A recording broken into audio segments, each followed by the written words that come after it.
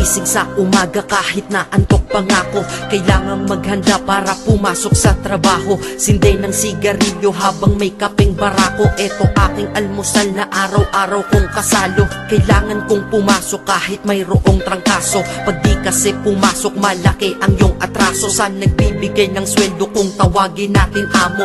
Kailangan doble kayod para amo ay maamo. Sa sobra mong trabaho parang ang sama-sama mo. Sa iyong anak na di mo na laging maasikaso. Kailangan yung buksan ang isipan na sarado. Sa buhay minsan talo at hindi laging panalo.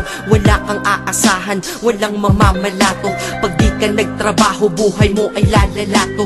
Kahit pagod ka na ang sinasabi mo wala to. Mahirap ang mabuhay, anong magagawa ko? Kailangang magtrabaho upang mabuhay sa mundo.